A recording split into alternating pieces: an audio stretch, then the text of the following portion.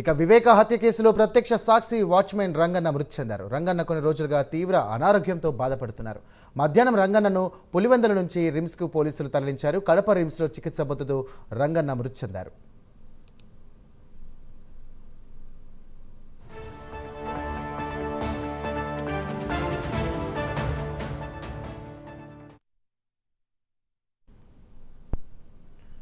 Right, దీనికి సంబంధించినటువంటి మరిన్ని డీటెయిల్స్ కడప నుండి మా కరెస్పాండెంట్ సుధీర్ అందిస్తారు. సుధీర్, చెప్పండి.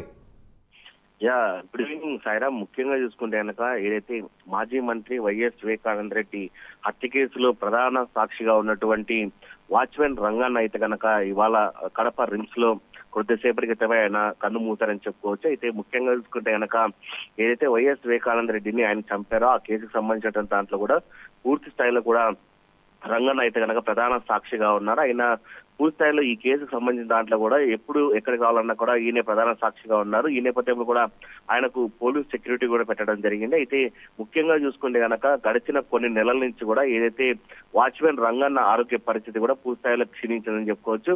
అయితే ముఖ్యంగా చూసుకుంటే కనుక ఆయనకు ఆయాసం అలాగే శ్వాసకు సంబంధించినటువంటి పూర్తి స్థాయిలో ఇబ్బందులు పడుతున్న నేపథ్యంలో కూడా ఆయన ఈ రోజు ఉదయం దాదాపుగా ఇంటి దగ్గర ఉన్న సమయంలో కూడా ఆయన ఉదయం టిఫిన్ తినిన అనంతరం కూడా పూర్తి స్థాయిలో ఒక్కసారిగా స్పృహ తప్పి ఇంట్లో పడిపోవడం జరిగింది. అయితే అక్కడ ఉన్నటువంటి కుటుంబ సభ్యులు ఆయన అయితే కనుక పులివెందుల ప్రభుత్వ ఆసుపత్రికి కూడా తరలించడం జరిగింది. అక్కడ పూర్తిస్థాయిలో కూడా ఆయనకు అక్కడ ఉన్నటువంటి వైద్యాధికారులు కూడా చికిత్స అందించడం జరిగింది. అయితే మెరుగైన వైద్యం కోసం కూడా పూర్తిస్థాయిలో పోలీసుల సహాయంతో కూడా పూర్తిస్థాయిలో అక్కడి నుంచి కూడా ఏదైతే కడప రిమ్స్ కు తరలించడం జరిగింది. కడప రిమ్స్ లో వెంటిలేటర్ పైన దాదాపుగా మధ్యాహ్నం నుంచి సాయంత్రం వరకు ఉన్నటువంటి రంగన్న అయితే కనుక సాయంత్రం సమయంలో అయితే కనుక ఆయన కన్ను మూసారని చెప్పుకోవచ్చు. అయితే ముఖ్యంగా చూసుకుంటే వైఎస్ వివేకానంద రెడ్డి కేసులో ఎవరైతే సాక్షులు ఉన్నారో అందరూ కూడా పూర్తిస్థాయిలో చనిపోయే పరిస్థితి అయితే ఉంది. అయితే ముఖ్యంగా చూసుకుంటే కనుక ఇప్పటికే మనం చూసుకోవచ్చు దీనిపైన కూడా ఏదైతే రంగన్న భార్య కూడా మీడియాతో మాట్లాడడం జరిగింది. తమ ఆర్థిక పరిస్థితి పూర్తిగా బాగోలేదు, కనీసం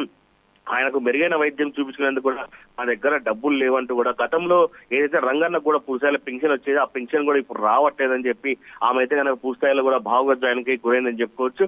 అయితే ఏదైతే రంగన్నకు సంబంధించినటువంటి మృతదేహాన్ని అయితే కనుక ఇప్పుడు కడప రిమ్స్ నుంచి కూడా పులివెందులు కూడా తరలించడం జరిగింది. రేపు రంగన్నకు సంబంధించిన అంత్యక్రియలు కూడా పులివెందుల్లో జరగనున్నాయి. సాయిరామ్. Right, thank you.